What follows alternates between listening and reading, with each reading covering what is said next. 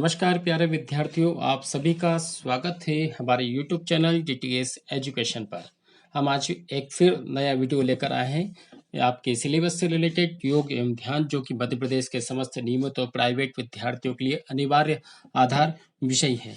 आपके सिलेबस में 3 यूनिट दी गई है और उसी यूनिट के फर्स्ट यूनिट के पहले चैप्टर का पहला भाग है योग की व्युत्पत्ति। आज हम इस वीडियो के अंतर्गत योग की व्युत्पत्ति पर चर्चा करने वाले हैं। अगर आपने अभी तक हमारे चैनल को लाइक और सब्सक्राइब नहीं किया है तो अवश्य रूप से कर ले, साथ में ही बेल आइकन को भी प्रेस कर दें ताकि आपको अधिक से अधिक वीडियो की जानकारी आपको मिल पाए और जैसे ही हम नया वीडियो अपलोड करें वो भी आपको मिल जाए।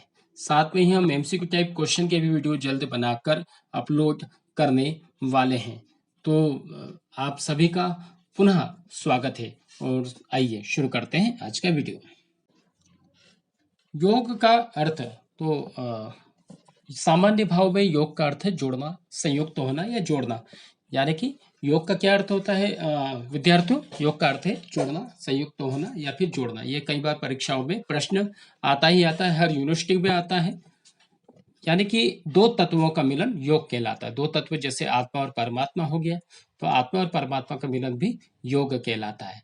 आत्मा का परमात्मा से जुड़ना यहाँ अभिष्ट है, मतलब कि सबसे अच्छा उदाहरण यही है और यही सत्य है कि मानव जीवन जो है हमारा और हमारी जो आत्मा है वो परमात्मा से मिल जाए, और यही वास्तविकता में योग कहा गया है। योग की पूर्णता ऐसी में है कि जीव भाव में पड़ा मनुष्य परमात्मा से जुड़कर अपने निज आत्म स्वरूप में स्थापित हो जाए। कहने का मतलब यह है कि जो मनुष्य है और उसकी आत्मा है, कहीं ना कहीं परमात्मा का ही अंश है। और जब हम अपने जीव में ही, यानी कि हम अपने इंद्रियों में वशीभूत हो जाते हैं, अपने इंद्रियों के वश में हो जाते हैं, तब हम अपना जो हमारा लक्ष्य है, इस जीवन का लक्ष्य है, वो भूल जाते हैं कि हमारी आत्मा का लक्ष्य क्या है। आत्मा का लक्ष्य है कि परमात्मा में विलीन होना, लेकिन हम अपने सुख भोगने में के और इंद्रियों के वशीभूत होकर न जाने कितनी योनियों में भटकते रहते हैं। इसलिए उन योनियों को छोड़ना और योग में तल्लीन होकर केवल और केवल अपने ईश्वर का ध्यान लगाना, आत्मा परमात्मा से जुड़ना, यही योग है।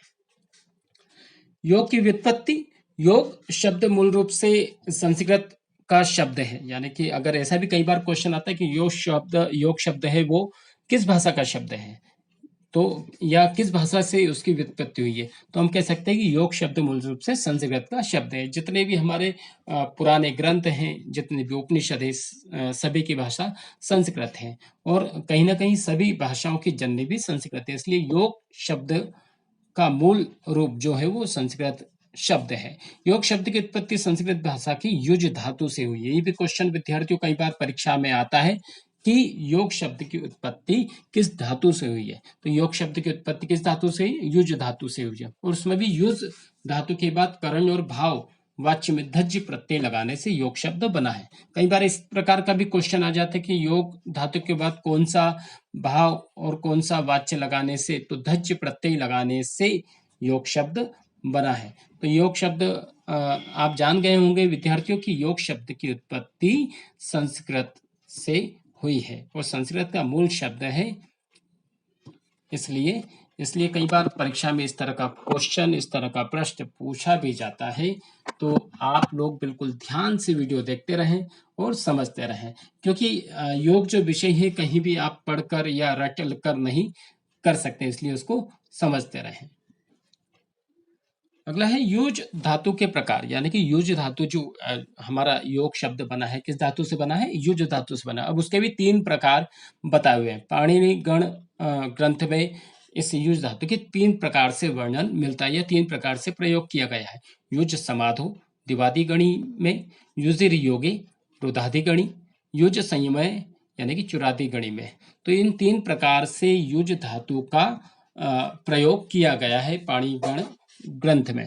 यानी कि कह सकते हैं, लेकिन इन तीनों का मतलब एक ही है। योग का अर्थ है जुड़ना, मिलना, संयुक्त होना, एकाकार हो जाना, लेकिन साथ में ही अलग अलग जगहों पर इन तीनों युज धातु का जो प्रयोग हुआ 3 प्रकार से प्रयोग किया गया है, जिसका हम आगे देखते हैं।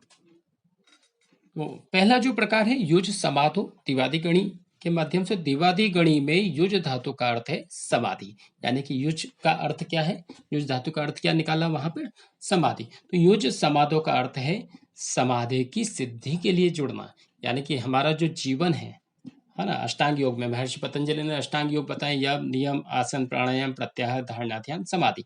तो समाधि की सिद्धि के लिए जुड़ना वो योग है, समाधि की सिद्धि प्राप्त करना वो योग है। यह समाधि की प्राप्ति के लिए जो भी साधनाएं शास्त्रों में बताई गई उन सब साधनाओं को अपने जीवन में अपनाना ही योग का पहला अर्थ है। यहाँ पर युज समाधो से क्या निकलता है अर्थ, प्यारे विद्यार्थियों, कि युज समाधो का अर्थ है समाधि की सिद्धि के लिए जुड़ना, वो योग है।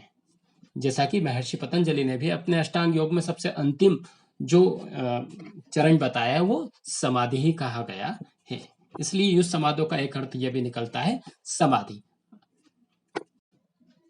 अगला है युजिर योगे।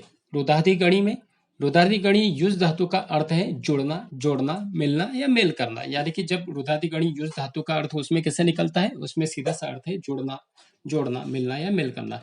युजिर योगे का अर्थ है संयोग करना। यानी कि संयोग करना या जोड़ना बोल सकते हैं हम, एक करना दोनों को, दो चीजों को, दो तत्वों को। अर्थात इस दुख रूप संसार में वियोग तथा ईश्वर से संयोग का नाम ही योग है, जिसका वर्णन श्रीमद् भगवत गीता के 6 अध्याय के 23वें श्लोक में भी किया गया है। यानी कि भगवान श्री कृष्ण क्या कहते हैं कि इस दुख रूप संसार से वियोग है ना तथा ईश्वर से संयोग करने का नाम ही योग है। यानी कि दुख रूप कैसे, बहुत सारे दुख है, बहुत सारी तकलीफ है, और इन जब तकलीफों से हम वियोग हो जाए कि हमें कोई तकलीफ नहीं है, या जो हो रहा है, जो घटना दुर्घटना हो रही है, या जो भी हमें तकलीफ है उनसे हमें कोई फर्क नहीं पड़ रहा है, और हम केवल और केवल अपने ईश्वर से संयोग कर ले, अपनी आत्मा को अपनी परमात्मा से मिला दे, तो वही वास्तविकता में योग कहा गया है। श्रीमद् भगवत गीता में इसका उल्लेख 6 अध्याय के 23वें श्लोक में मिलता है।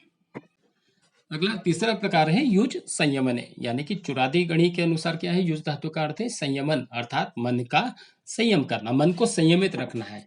मन किनके वशीभूत है, अपनी इंद्रियों के, 5 कर्मेंद्रिया, 5 ज्ञानेंद्रिया बताइए, उनके वशीभूत होकर कार्य करता है।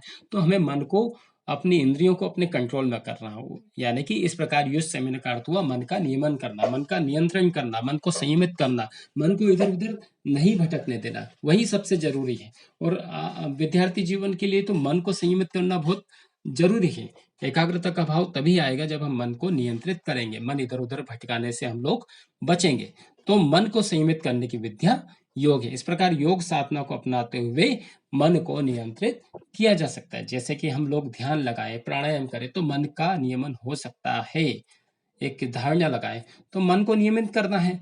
आत्मा को परमात्मा से मिलन ही योग कहा गया है। जब मन नियंत्रित हो जाएगा तो हमारी आत्मा भी नियंत्रित हो जाएगी, और हमारी आत्मा का हम आत्म साक्षात्कार कर पाएंगे, और उसे उसके लक्ष्य की ओर यानी कि ईश्वर की हम उसे भेज सकते हैं, ईश्वर से जोड़ सकते हैं। यानी कि आत्मा से परमात्मा का मिलन हम लोग करवा सकते हैं, और यही योग का अंतिम लक्ष्य है, मोक्ष प्राप्त कर सकते हैं। यानी कि योग का अंतिम लक्ष्य क्या होगा, मोक्ष प्राप्त करना। बहुत बहुत धन्यवाद विद्यार्थियों इस वीडियो पर बने रहने के लिए। आशा करता हूँ आपको फर्स्ट यूनिट योग की उत्पत्ति, फर्स्ट यूनिट का पहला चैप्टर का पहला भाग है योग की उत्पत्ति, आपको समझ में आई होगी, और अच्छे से आप समझ कर परीक्षा के दौरान अच्छे नंबर, अच्छे अंक अर्जित कर सकते हैं। इसलिए इस वीडियो को पूरा ध्यान से समझेंगे, ध्यान से सुनेंगे, और आगे भी हम लोग वीडियो, नए नए वीडियो लाते रहेंगे। साथ में ही एमसीक्यू टाइप, जो कि आपकी परीक्षा जो होगी वो एमसीक्यू ओएमआर सीट पर होगी, जिसमें लिखना नहीं है। आपको 4 विकल्प दिए जाएंगे, उसमें से सही विकल्प का चयन करना है।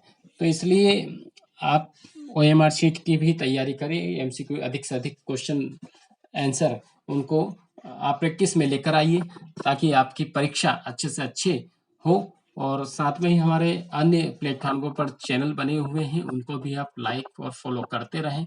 साथ में ही आपने अगर अभी तक हमारे चैनल को लाइक सब्सक्राइब नहीं किया है तो जरूर करें। हम आशा करते हैं आप हमारे वीडियो को लाइक करेंगे, पसंद करेंगे, और साथ में ही अपने अन्य मित्रों को, क्योंकि ये वीडियो मध्य प्रदेश के समस्त विद्यालयों के, भले ही आपकी कोई सी भी यूनिवर्सिटी हो, उसके लिए महत्वपूर्ण है।